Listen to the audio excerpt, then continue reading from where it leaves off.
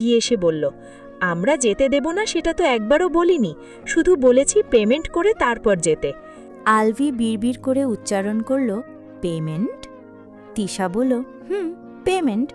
আমরা ওনাকে আগে হলুদ লাগানোর পারমিশন কি বিনে পয়সাতে দেব নাকি? আলভির চোখে মুখে বিরক্তি ফুটে উঠল। এসব আবার কি ধরনের রীতিনীতি? দেখ, ওকে বাধা দিস না, আজকের দিনটা ওদের দুজনের জন্যই খুব স্পেশাল। আলভির কথার পিঠে কথা বলার সাহস কেউ পাচ্ছে না। সবারই নিজেদের চুল আর গালের প্রতি মায়া আছে। এরই মাঝে সামিরা পেছনে লুকিয়ে থাকা অলিকে কেনে বের করে সামনে ঠেলে দিল। আলভিকে আসতে দেখে অলি নিজেকে আড়াল করে নিয়েছিল। সে এত সাজগোজ করে ঘুরে বেড়াচ্ছে, দেখলে আলভি রেগে যেতে পারে। সেসব ভেবেই সে আলভির চোখে পড়তে চায়নি, কিন্তু এরা তো তাকেই বলির পাঠা বানিয়ে ছাড়ল। হঠাৎ করে অলিকে দেখে আলভির কপারের টান টান ভাবটা কেটে গেল। সে একবার পা থেকে মাথা পর্যন্ত অলিকে পরখ করে নিল। অলির পরনে কমলা রঙের শাড়ি, হাতে কানে আর গলায় শুভ্র রঙের কাঠগোলাপ ফুলের তৈরি ফ্লোরাল জুয়েলারি, মাথায় আধা ঘোমটা দেয়া, মুখে হালকা মেকআপ, লম্বা চুলগুলো সাইড বেনি করে ডান সাইডে এনে রাখা। সব মিলিয়ে অলিকেই আস্ত একটা কাঠগোলাপ দেখাচ্ছে। আলভি ঘোর লাগা দৃষ্টিতে তাকিয়ে আছে অলির দিকে। অলি তো মাথা নিচু করে ঘাসের দিকে তাকিয়ে আছে। আলভির এই দৃষ্টি যেন তার শরীরে আগুন জ্বালিয়ে দিচ্ছে। আলভিকে এভাবে তাকিয়ে থাকতে দেখে আশেপাশে সবাই হেসে উঠল। দিহান তাকে ধাক্কা দিয়ে বলল, কিরে, স্ট্যাচু হয়ে গেলি কেন? আমাকে তো এখনো যেতে দিচ্ছে না, একটা রাম ধমক দে না। দিহানের কথা যেন কানেই নিল না আলভি। এদিকে ঈশা এগিয়ে এসে অলির কানে কানে কিছু বলতেই অলি মাথা সোজা করে আলভির দিকে তাকায়। ঠোঁটের কোণে হাসি টেনে বলে, তুমি ওনার পক্ষ কেন নিচ্ছ? টাকাটা আমাদের প্রাপ্য, আমাদেরকে আদায় করে নিতে দাও। ভুলে যেও না, তুমি হচ্ছ কনের বড় ভাই, ওনার পক্ষপাতী করা তোমাকে মানায় না। আলভির গলা শুকিয়ে এলো। অলির মিষ্টি কণ্ঠস্বর যেন তাকে বশ করে ফেলছে।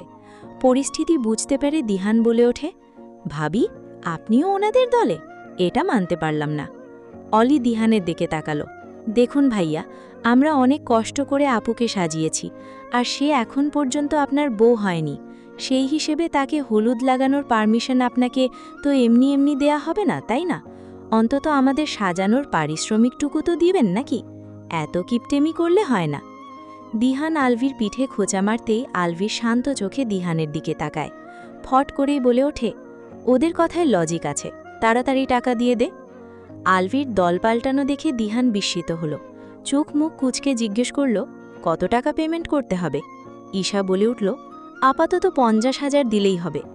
দিহান আলভির কানের কাছে মুখ নিয়ে বলল, দোস্ত, এরা তো দেখছি জনসম্মুখে ডাকাতি করার পরিকল্পনা করেছে। তুই তো কাবিন পরিশোধ করতে গিয়ে ফকির হয়েছিলিস, এরা তো দেখছে কাবিন লেখানোর আগেই আমাকে ফকির বানিয়ে ফেলবে। আলভি দায়সারা ভাব নিয়ে বলল, মাত্র এই কয় টাকা পরিশোধ করতে গিয়ে ফকির হলে চলবে নাকি? টাকা দিয়ে ঝামেলা মিট কর তাড়াতাড়ি। তোর দেখছি আমার থেকেও বেশি তাড়া, ব্যাপার কি? আলভি কিছু না বলে অলির দিকে তাকালো। দিহানের কাজিনরা বলে কয়ে 20,000 টাকায় ব্যাপারটা মিটিয়ে দিহানকে নিয়ে স্টেজের দিকে চলে গেল। সবাইকে অনুসরণ করে অলিও স্টেজের দিকে পা বাড়াল। ঠিক সেই সময়ই অলি নিজের হাতে টান অনুভব করল। ঘাড় বাঁকিয়ে পেছনে তাকাতেই দেখল আলভি তার হাত ধরে টানছে। অলি জিজ্ঞাসু দৃষ্টিতে তাকাতেই আলভি বলে ওঠে, এভাবে আমার হক নষ্ট করাটা কি খুব জরুরি ছিল? তার কথার অর্থ অলির বোধগম্য হইল না। আলভি হ্যাচকা টানে অলিকে কোলে তুলে বাড়ির দিকে হাঁটা ধরল। অলিকে ড্রেসিং টেবিলের সামনে বসিয়ে একটা ভেজা কাপড় দিয়ে অলির মুখ থেকে মেকআপ তুলে ফেলছে আলভি। অলির এবার কান্না পাচ্ছে। সে কত কষ্ট করে মেকআপ করেছিল, এই আলভি কি তাকে একটু সাজতেও দেবে না? যদিও অলি সচরাচর সাজে না, কিন্তু বাড়িতে এত বড় অনুষ্ঠান চলছে, সেখানে বাড়ির বউ কি কাজের লোকের মতো ঘুরে বেড়াবে? মেকআপ তোলা হয়ে গেলে আলভি গভীরভাবে অলির চেহারা পর্যবেক্ষণ করতে লাগল। বিরক্তির শ্বাস ফেলে বলল, তোমাকে তো মেকআপ ছাড়াও সবার থেকে সুন্দর দেখাচ্ছে, কি করি বলো তো? অলি গাল ফুলিয়ে বলল, কতগুলো কালি মেখে যাই তাহলে? আলভি ঠোঁট কামড়ে হাসল। আগুনে ঘি ঢেলে বলল, গুড আইডিয়া, কালি দিয়ে তোমার গালে আমার নাম লিখে দেব ভাবছি, তুমি কি বলো? অলি এবার হাত দিয়ে মুখ ঢেকে নিল। না প্লিজ, এমন করবেন না। আলভির হাসি আরও বিস্তর হল। সবার সামনে তুমি করে বলে এখন আপনি করে বলছো? এখন তো ডেফিনেটলি আমার নাম লিখে দেব। অলি মুখ থেকে হাত সরিয়ে মাথা নিচু করে বলল, গালে নাম লিখে দিতে হবে কেন? আপনার নাম তো আল্লাহ নিজে আমার কপালে লিখে দিয়েছেন, আর এটা তো কারো অজানা নয়। আলভি অলির সামনে হাঁটু মুড়ে বসে এক হাতে অলির কোমর জড়িয়ে ধরে অলির হাতটা সামনে এনে সেখানে লেখা নিজের নামের ওপর বৃদ্ধা আঙ্গুল ঠেকাল। আমি তোমার শরীরে নয়, তোমার মনের দেওয়ালে নিজের নাম লিখতে চাই হানিবি, যেই নামটা চোখ দিয়ে নয়, আমি মন দিয়ে অবলোকন করতে পারব। অলি কিছুক্ষণ নিশ্চুপ থেকে আলগোছে আলভির গলা জড়িয়ে ধরল। আলভির মুখ বরাবর হালকা ঝুঁকে কম্পিত কণ্ঠে বলল, তোমার নাম আমার মনে সেদিনই লেখা হয়ে গেছে যেদিন আমি তোমার নামে 3 বার কবুল বলেছিলাম। তবে এতদিন যাবৎ সেই নামটা ঘন বরফের স্তরের নিচে ঢাকা পড়েছিল। ধীরে ধীরে তোমার ভালোবাসার উষ্ণতায় সেই বরফ গলেছে। নামটা আজ উন্মোচিত। এখন চাইলেই তুমি সেই নামটা অবলোকন করতে পারবে। একবার চেষ্টা করে দেখো। আলভি বিস্মিত নয়নে অলির দিকে তাকিয়ে আছে। বউটা এত সুন্দর করে তার সাথে কথা বলছে ভাবতেই শরীর হিম হয়ে আসছে। আলভির চাহানি দেখে অলির গাল জুড়ে রক্তি মাভা ছড়িয়ে পড়ল। আলভি সময় নষ্ট না করে অলির বুকের ভাঁজে মুখ গুজল। ঠিক হৃৎপিণ্ড বরাবর কান থেকে শুনতে লাগল অলির হৃৎস্পন্দনের শব্দ। আলভির উষ্ণ আলিঙ্গনে অলি বিষামাল হয়ে আলভিকে শক্ত করে চেপে ধরল। আনন্দ অশ্রুতে ভরে উঠল চোখজোড়া। আলভির উষ্ণ নিঃশ্বাস যেন তার সমস্ত সত্তাকে কাঁপিয়ে তুলছে। বেশ অনেকক্ষণ এভাবে কাটানোর পর অলি আলভির চুলে হাত বুলিয়ে বুলিয়ে বলল, আমরা হয়তো অনেক কিছু মিস করে ফেলছি, নিচে যাওয়া উচিত। অলির কথায় আলভি মুখ তুলে তাকালো। তারপর অলির দুগালে ঠোঁট ছুঁয়ে তাকে নিয়ে রুম থেকে বের হলো। গায়ে হলুদের পর্ব শেষ হতেই সবাই স্টেজের সামনে থাকা চেয়ারে বসে পড়ল। দিহান অবশ্য স্টেজে উর্মিলার পাশেই বসে আছে। অলি বাকিদের সাথে কথা বলছিল। এরই মাঝে আলভি এসে তার সামনে দাঁড়ায়। অলিকে চমকে দিয়ে তার দিকে হাত বাড়িয়ে দিয়ে গেয়ে ওঠে, গোটা পৃথিবীতে খুঁজো আমার মতো কে তোমারে এত ভালোবাসে। অলি অবাক চোখে আলভির দিকে তাকায়। পাশে বসে থাকা ঈশা আর তিশা অলিকে আলভির দিকে এক প্রকার ঠেলে দিল।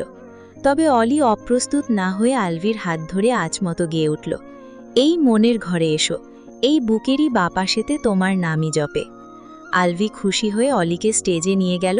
পেছন থেকে জড়িয়ে ধরে অলির কাঁধে থুতনি ঠেকিয়ে গাইল, একটু আড়াল হলেই কেন মনে খোরাক জাগে, তোমার সঙ্গ পেলেই কেন দেহ শিউরে ওঠে। অলি নাচের তালে আলভির হাত দুটো নিজের কোমরে রেখে গাইতে লাগল, এই গা ছুঁয়ে বলো, ছেড়ে যাবে না কখনো, তোমার মতো কে আছো বলো। আলভি অলির হাত দুটো নিজের বুকে ঠেকিয়ে গানের তালে সিরিয়াস কণ্ঠে বলল, এই গা ছুঁয়ে বলো, ছেড়ে যাবে না কখনো, তোমার মতো কে আর আছে বলো। মুহূর্তেই চারপাশ হাততালির শব্দে মুখরিত হয়ে গেল। অলি স্টেজ থেকে নেমে আসতে চাইলেও আলভি তার হাত ছাড়ছে না। অলি জোরপূর্বক হেসে ফিসফিসিয়ে বলল, হয়ে গেছে, ছাড়ো এবার। আলভি গম্ভীর কণ্ঠে বলল, উহু, হয়নি এখনো, তুমি তো আমার গা ছুঁয়ে বললে না, আগে বলো তারপর ছাড়ব। অলির কপালে ভাঁজ পড়ল। মিনমিনিয়ে বলল, আমি তো আগেই ওয়াদা করেছি। তো এবার আমাকে ছুঁয়েও বলে ফেলো। অলি আশেপাশে চোখ বুলিয়ে নিম্নস্বরে বলল, আপনার গা ছুঁয়ে বললাম, আমি আপনাকে ছেড়ে কোথাও যাব না। কথাটা শুনে আলভির ইচ্ছা করল অলির গালে ঠোঁট ছোঁয়াতে। ভাবনা মোতাবেক অলির গালের দিকে অগ্রসর হতেই অলি বাধা সাধল, কি করছেন হু, আশেপাশে তাকান একবার। আলভি বিরক্তিসূচক শব্দ উচ্চারণ করে অলিকে ছেড়ে দিল। এরই মাঝে আলভি লক্ষ্য করল অলি পুরোপুরিভাবে তাকে তুমি করে সম্বোধন করতে পারছে না। আলভি ভাবল এই টপিকের ওপর অলির একটা ভালো করে ক্লাস নিতে হবে। পরের দিন রাত্রিবেলা এতক্ষণ যাবৎ চারদিকে আনন্দ উল্লাস থাকলেও উর্মিলা প্রস্থান করার পর যেন সবকিছুই ফিকে হয়ে গেছে। ড্রয়িং রুমে বসে আছেন বাড়ির সবাই। শাহানাজ বেগম আর উসমান মির্জার সাথে সাথে উর্মিলার কাকা কাকিমাও অস্ত্র বিসর্জন দিচ্ছেন। অলি তাদের পাশে বসে সান্ত্বনার বাণী শোনাচ্ছে, আপু তো কালকেই চলে আসবে, আপনারা কাঁদবেন না।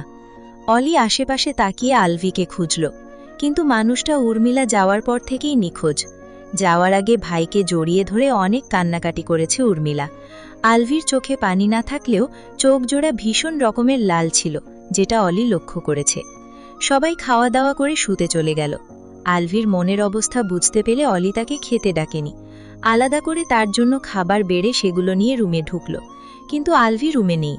অলি দোলনার দিকে এগিয়ে গিয়ে আরিশকে খুঁজল, কিন্তু আরিশও দোলনায় নেই। অলি বার দুয়েক পলক ফেলে বোঝার চেষ্টা করতে লাগল। নোমানের নানু বলেছে আলভি নাকি আরিশকে নিয়ে এসেছে, তাহলে বাপ বেটা গেল কোথায়? তার ভাবনার মাঝেই ব্যালকনির দরজা ঠেলে আলভি প্রবেশ করল। কোলে আরিশ, যার মানে দাঁড়ায় এতক্ষণ যাবৎ হয়তো বাপা ছেলে মিলে ব্যালকনিতে বসে বসে গল্প করেছে। অলি স্বস্তির নিঃশ্বাস ফেলে আলভির দিকে এগিয়ে এলো। ওকে আমার কাছে দিয়ে খেয়ে নিন। আলভি বিনা বাক্যে আরিশকে অলির কোলে তুলে দিল। অলির কোলে আসতেই আরিশ ঠোঁট ফুলিয়ে কেঁদে ওঠে। তার কান্না দেখে অলি হকচকিয়ে গেল।